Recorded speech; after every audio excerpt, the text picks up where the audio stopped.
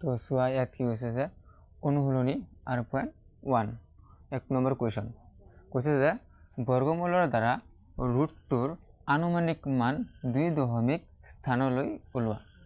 তো আমাক ইয়াত কৈছে যে ৰুটটোৰ মান আনুমানিক 2 মানে দশমিকৰ পিছত দুটা সংখ্যা ওলাব দিছে। এতিয়া কি হ'ব দশমিকৰ পিছত দুটা সংখ্যা কি হ'ব তো আমি ওলাম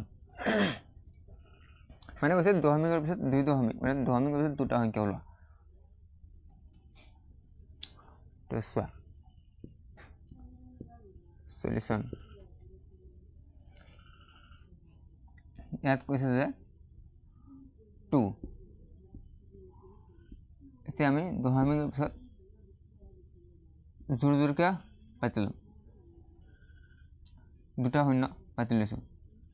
ইয়াত তুমি পাৰিলে বেছি দিব পাৰা জোৰ বেছিকৈ মানে জোৰকৈ দিলে ভাল। তো ইয়াত আমি তো হৰৰ নিচিনা পূৰা বেছি হৰৰ নিচিনাই সহজ আছে, মনোযোগ দি চালে পাৰিবা। তো ইয়াত চোৱা আমি 1 দিম, 1 দি দিলে ইয়াতো 1 দিব লাগিব, 1 গুণ 1। তো চোৱা এতিয়া আমি মাইনাছ কৰি দিম, 2 পৰা 1 গ'লে 1, দশমিকটো ইয়াত আছে নহয় ওপৰত উঠি যাব, শূন্য দুটা নামি আহিব মানে জোৰকৈ নামি আহিব, জোৰকৈ দিছোঁ নহয় জোৰকৈ দিবা জোৰকৈ নামি আহিব। তো চোৱা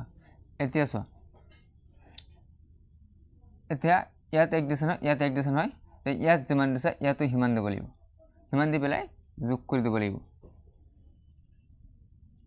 বুজিছা? এতিয়া ইয়াত আমি যোগ কৰিম, 1 1 2 হৈ গ'ল। এতিয়া চোৱা 2ৰ লগত ইয়াত কিমান যোগ কৰি পেলাই ইয়াত যিমান যোগ কৰিবা ইয়াতো সিমান বহাব লাগিব, ইয়াত যিমান যোগ কৰিবা সিমান বহাই পেলাই ইয়াত ধৰিলা 0 বহাইছোঁ, ইয়াতো 0 বহাবা, 0 বহাই পেলাই এইটোৰ লগত 0ৰ লগত 20 পূৰণ কৰি দিবা।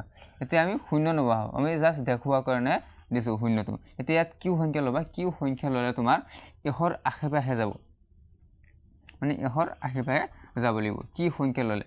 এতিয়া আমি চাওঁ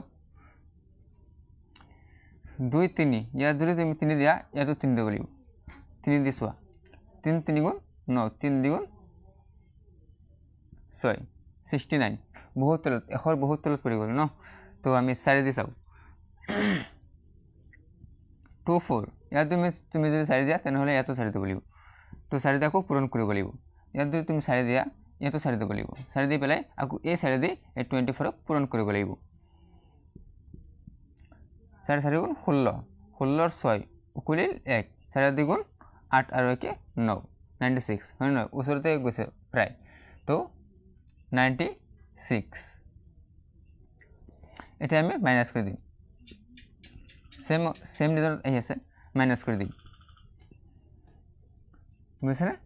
এতিয়া চোৱা ইয়াত 1 ধাৰ কৰি লৈ যোৱা, তো 0 লগত 1 লৈ গ'লে 10, 10ৰ পৰা 6 গ'লে 4 হৈ যাব হয় নহয়, ইয়াত 9 থাকিল 9 9 কাটি গ'ল কেঞ্চেল। এতিয়া এই দুটা নামি আহিছে 0, এতিয়া এই দুটা 0 নামি আহি যাব, জোৰকৈ নামি আহিব, বুজিছেনে? জোৰকৈ নামি আহিব। এতিয়া চোৱা ইয়াত যে 4 দিছা তুমি আকৌ এই 4টো ইয়াত দিব লাগিব, দি পেলাই যোগ কৰি দিব লাগিব, 4 4 8 হৈ গ'ল। এতিয়া ইয়াত কিমান আছে 2 আছে, 2 দিয়া যোগ কৰি দিছা। এতিয়া তুমি ইয়াত যেনেকৈ 4 দিছিলা 2ৰ লগত 4 যোগ কৰিছিলা, আকৌ 4ৰ লগত 4 পূৰণ কৰিছিলা, ইয়াতো সেম, ইয়াত তুমি 28 আছে নহয়, 20ৰ লগত এইটোৰ লগত তুমি কিমান যোগ কৰিবা, ইয়াত 1 যোগ কৰিলে ইয়াত তুমি 1 পূৰণ কৰিব লাগিব, ইয়াত যেনেকৈ 1 যোগ কৰিছা আকৌ ইয়াত তোমাৰ 4 যোগ কৰিছা আকৌ 4 দি পূৰণ কৰিছা, এইটো সেম অংক সেম ডিজাইনত, ইয়াত আকৌ 1 দিবা তুমি, 1 যদি ইয়াত বহা ইয়াতো 1 দিয়া আকৌ 1ৰ লগত পূৰণ কৰিব লাগিব। এতিয়া চাওঁ আমি 4ৰ আশে পাশে বা 4ৰ ওচৰত পাছৰত কি সংখ্যা বহাব লাগে। তো এতিয়া চাওঁ 2 8 2 দি চাওঁ, ইয়াত 2 দিলে ইয়াতো 2 দিব লাগিব, পূৰণ কৰিব লাগিব, 2 2 গুণ 4, 2 4 গুণ 2 2 গুণ 4, 2 8 গুণ 16, 16ৰ 6 উকুলিল 1, 2 2 গুণ 4 আৰু 1 5 হয় নহয়, 500 মানে 564 হৈ যায় হয় নহয় তো 400 বেছি হৈ যায় তো আমি ইয়াত 1 দি কৰিব লাগিব এতিয়া যদি তুমি ইয়াত 1 দিয়া ইয়াতো 1 দিব লাগিব বুঝছানে এতিয়া 1 দি দিলে ইয়াতো সেই 1 দি পূৰণ কৰিব লাগিব 1 দি পূৰণ কৰা তুমি ইয়াত যদি তোমাৰ 281 আছে 281 একলত পূৰণ কৰিলে কি হৈ যাব 281 হৈ যাব নহয় জানো এটা মাইনাস কৰি দিয়া